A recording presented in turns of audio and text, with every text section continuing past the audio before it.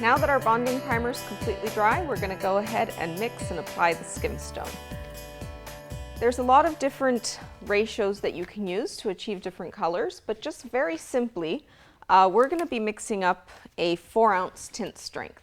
What that means is that for every gallon of type 1 solution, we're going to put 4 ounces of colorant, and that's going to give us the 4-ounce tint strength. If we wanted to double that, we would get the 8-ounce tint strength, or we could go cutting it in half and get the 2-ounce, 1-ounce, or half-ounce tint strength.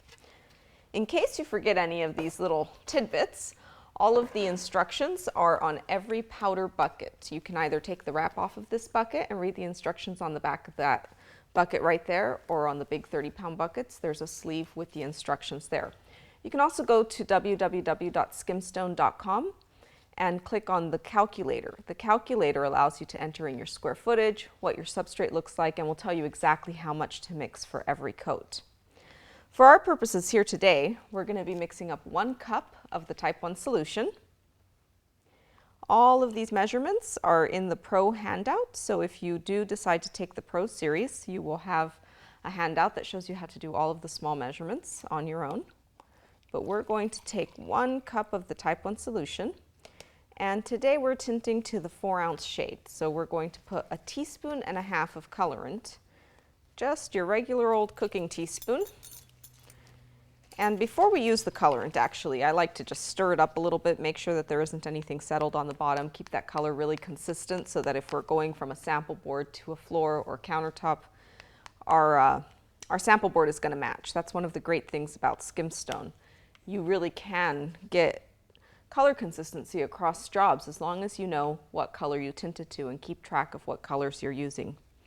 So 1.5 teaspoons, just get a nice full teaspoon right there, put it in, stir it in, get all the colorant off of the spoon there, and then we need 1/2.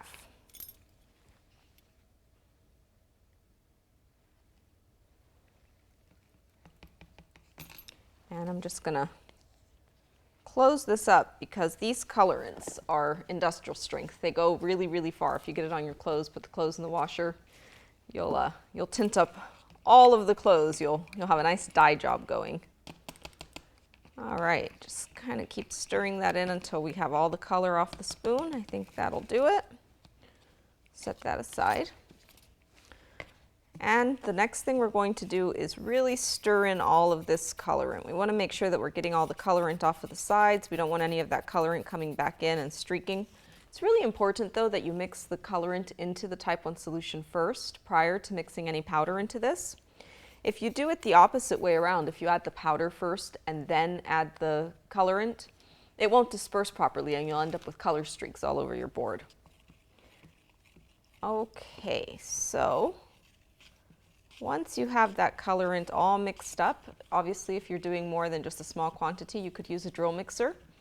Hit the colorant with the drill mixer and really get it mixed up quickly. The next thing we're going to do is add white powder. Now the white powder tends to settle over time. So if you've just gotten a new bucket or it's been sitting on your shelf for a while, take that bucket and just kind of give it a little shake. And then be careful because a little dust of plume is going to come up here, so wearing a dust mask would be a good idea. All right. We've got the powder. It's all nice and sifted. If we were to add powder and it was all packed the way it was before I shook it up, we would immediately add too much powder. So even though the calculator said 1 cup, you'd probably be adding double that by not loosening it up. Because we're measuring by volume instead of by weight, the powder to liquid ratio is close. It's not exact. We would have to give you a scale and a weight measurement if we wanted it to be exact, but because we do different measurements of powder for different substrates, you can kind of get it close to the consistency. You're looking more for a consistency than an exact measurement. We're always going to start with a 1-to-1. So even if the calculator calls for 20 cups of powder, and you've got 15 cups of type 1 solution, say, start with 1-to-1. So that's 1 cup of powder to 1 cup of liquid. I'm going to do about half of the powder at once and stir it so that I get all the lumps and clumps out. And once you've got it mixed to 1-to-1, you can add powder a little bit at a time and just get it to the consistency that you want. For going over the bonding primer, I'm going to be looking for a real creamy consistency. Still liquid, but with a little bit of body. There we go. A little more powder, stir that in.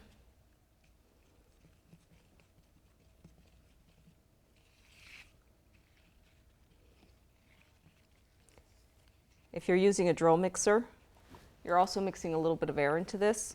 It can thicken up faster than if you're mixing by hand, so you want to keep that in mind when you go from small mixes to large mixes.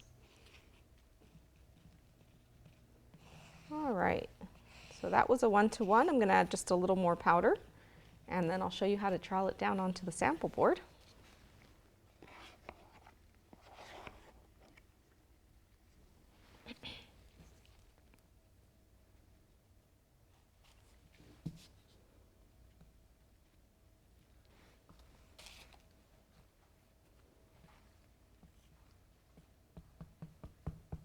All right, we have a nice SkimStone mix here.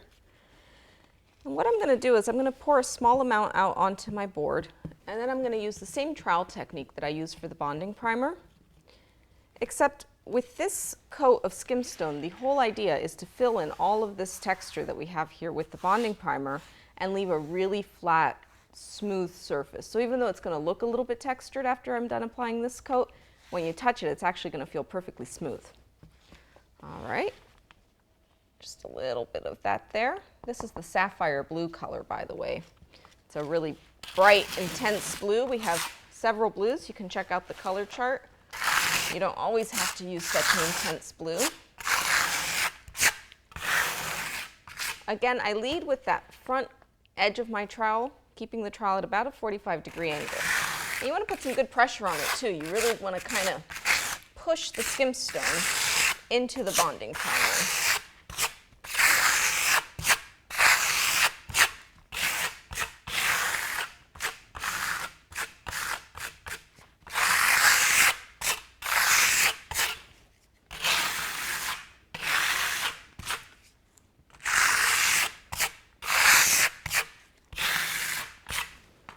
Another little thing that you should keep in mind is that when you put out your product, you don't want to let it sit for too long. You kind of want to hit it right away. If you let it sit for too long, you'll have a nice round pancake stain right in the center of your project. All right.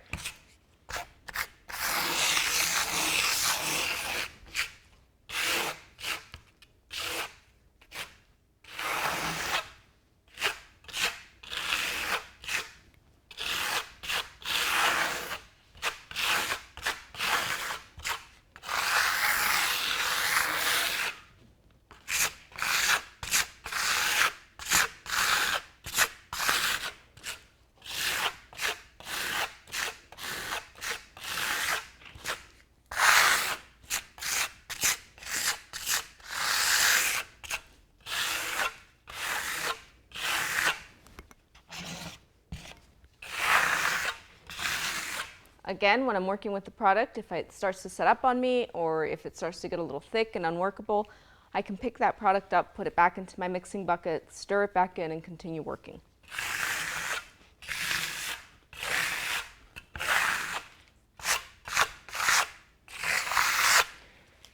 So there you have it. That's coat 1. We're going to let this dry for about 3 hours.